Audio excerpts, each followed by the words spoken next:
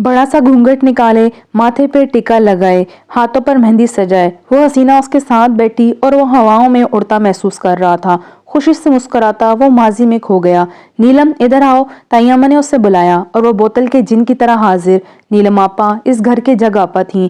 एक कनाल के इस बड़े से घर में 3 भाई राइश पजीर थे। बड़े भाई के 2 बच्चे थे, बाजिल और शामिल। दूसरे भाई के 3 बच्चे, नीलम, आमिर और आदिल। तीसरे भाई के भी 2 ही बेटे थे, हाशिम और हातिम। अब इत्तेफाक से नीलम इस घर की वाहिद लड़की थी और इन सब लड़कों में सबसे बड़ी भी। बाजिल इससे सिर्फ 2 दिन छोटा था और हाशिम 8 माह छोटा। बाकी सब लड़के नीलम से 4-5 साल छोटे थे। तभी सारे बचपन से ही उसे नीलम आपा बोलते थे। सबके मुंह पे नीलम आपा ही चढ़ गया था। नीलम को इस्लाम का ऐसा असर आया था कि आपा का किरदार ही निभाती नहीं।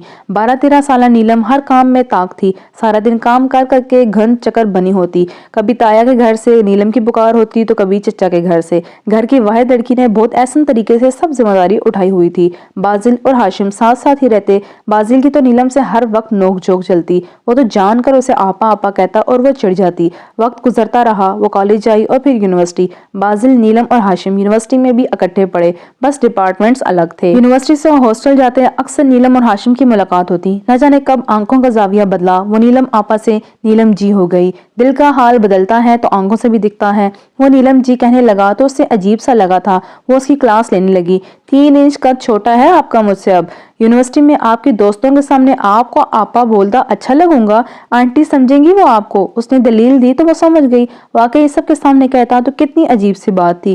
कितना मजाक उड़ाएंगी लड़कियां।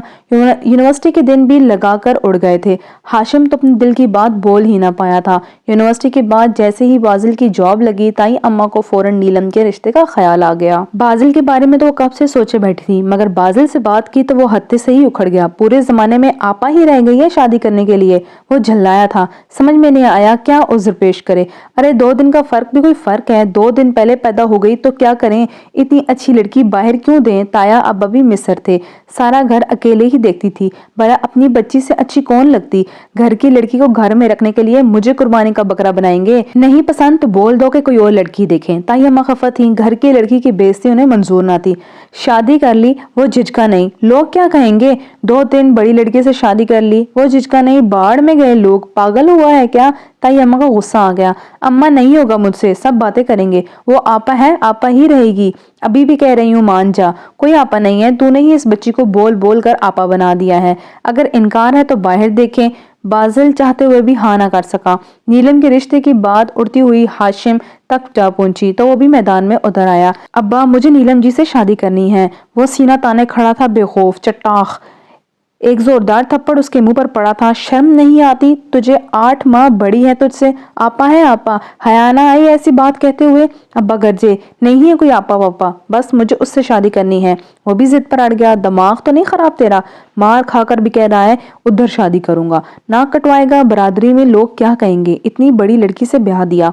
अब्बा सर पकड़कर बैठ गए। हमारे नबी ने भी तो की थी, बड़ी औरत से शादी कोई गुनाह थोड़ी है। उसने दलील दी, दीन को दरमियान में ना लाना। अब्बा जी ने हुक्म दिया, पर मैं था। बोला क्यों ना लाऊं, शादी करूंगा तो सिर्फ नीलम जी से।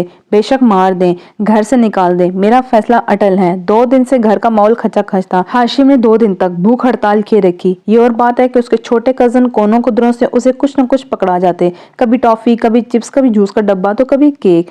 बस खाने को हाथ न लगाया था। बिलाखिर बड़ों को हार माननी पड़ी। नीलम खुद अलग परेशान थी।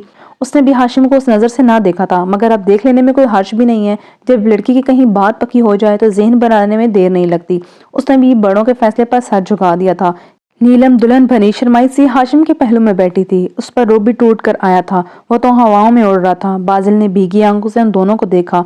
वो इसी सोच में पड़ा रहा, लोग क्या कहेंगे। और हाशिम ने लोगों की परवाह न की और अपनी मोहब्बत जीत ली। इसकी कमजोर मोहब्बत नीलम के दिल का दरवाजा पार ना कर सकी। बस तलीस पर ही सिसक सिसक कर मर गई थी। उसने आंसू पूंछे और हाशिम ने चमकती हीरे की अंगूठी नीलम के नाजुक हाथों में पहना दी। वो दोनों ही मुस्कुरा उठे थे। अगली रोमांटिक स्टोरी के लिए चैनल को सब्सक्राइब कर लीजिए। अल्लाह हाफिज।